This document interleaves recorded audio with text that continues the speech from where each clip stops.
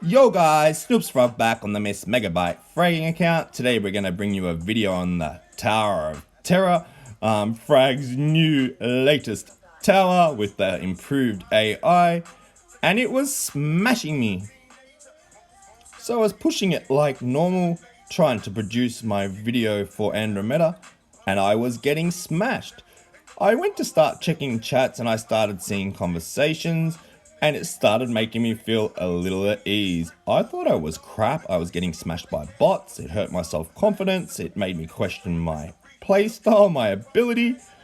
And then I seen all the pros saying the same thing and it put my mind at ease. So that's why I decided to bring you guys today's video. I guess one of my main questions would be, is this intentional? Did Habibi mean to make this legitimate, like a challenge? A lot of doubting that it really is a challenge. Myself, I'm doubting as well, guys. Simple reason being, if top end of the, food chain or top end of the players in the world are actually struggling on these bots, the AI bots, then how are the normal sort of everyday people going to sort of challenge the tower? I think it's going to be next to impossible. These higher level accounts are saying it's nearly impossible. So how is it going to be possible for, newer players coming up in the ranks and haven't got high level cards? I'm not sure. So myself personally on the guys, I got to think through the first three quite easily. It wasn't until I got to about the fourth round that I actually started to struggle. And I started to, as I said, get really frustrated. So I thought, yeah, it's time to bring out the range. I've been taking this AI for granted. Let's step up the game and treat it like a real player. So I'm going to bring out the range here. I'm going to bring out my Captain Paula. I would also like to make a note of mention that I am the world record holder when we are talking Polar, so I'm really happy that the metadata has changed with Polar. Like as you see in this clip, 3 kills, 1 bullet, that is just superb. You can't ask for any more from a character than that, especially at that kind of distance. So like I said, today's video was meant to be on Andromeda, but I was getting smashed doing my push, so I changed the video to try and adjust this severity of the AI on this tower. Now when talking Polar stats, guys, he has a HP of 210, a damage range of 42 to 74, a speed of 9.7 kilometers, while shooting he's 7.8 kilometers, a respawn of 22 seconds, he has a beautiful range of 200 meters and he is strong against digital. Now when talking Captain Polar's weapon, the recon rifle, has an infinity ammo pool, yeah that's right, no reloading required, has a fire rate of 60, a base damage of 42, and it does gain the headshot multiplier of a ×2 factor. Now when talking Captain Polar's ability, the laser bolts, it has ability cooldown of 10 seconds, it lasts a duration of 15 seconds, ammo you get 5 shots with the ability, and the ability base damage goes up to 73.5 and you still get the ×2 headshot factor if you can land your headshots, so that base damage will double. Now when talking Polar as a sniper option, I find he has decent compatible HP with other light units.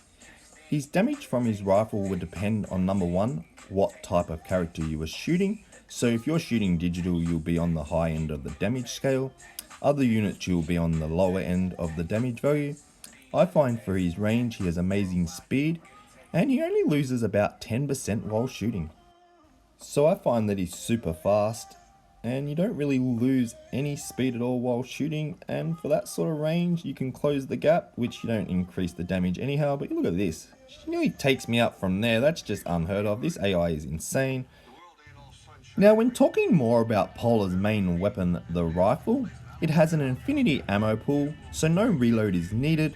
The fire rate is what you would expect from a sniper character, and I find it fires faster than most other long options.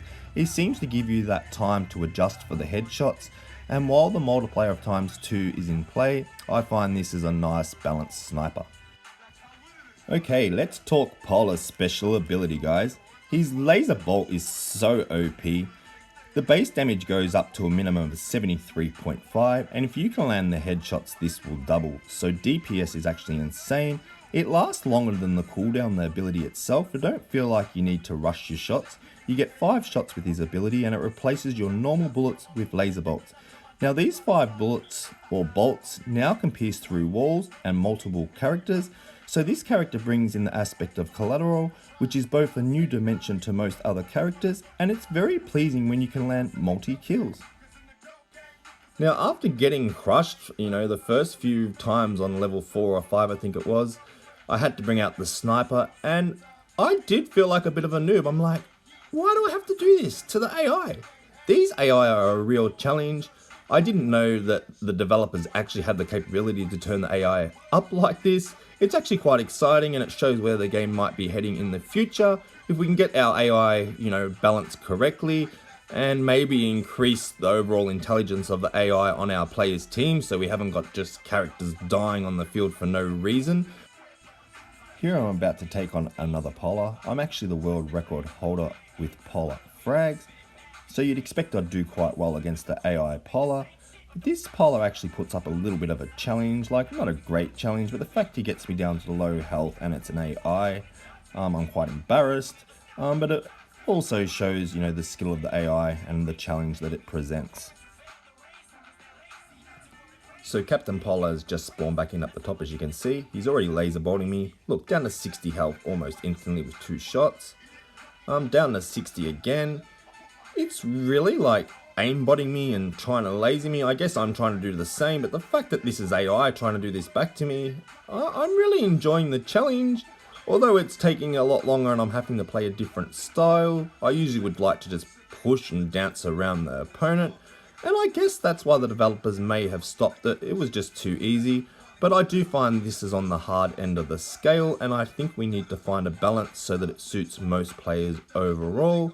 I just find if top end of the game are struggling and finding it a bit difficult, then the lower end of the game are going to be finding it next to impossible. So it'll be yet to be seen what happens. It's the weekend now, guys, so we're not sure what the developers are going to do in response to all the feedback. There's been heaps of feedback, but I hope they find a balance. They don't just put it back to like it was, because the challenge is actually quite fun.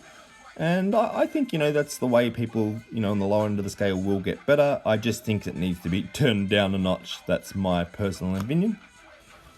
Anyway guys, you've been watching SnoopsFrog on the MissMegaBite fragging account. I do hope you liked today's video, and if you did so, please leave a thumbs up. If you're new to the channel, please smash that subscription button so you can be up to date with all my latest videos, stats, strats, analysis, the works baby. We've got some in-depth content on this channel.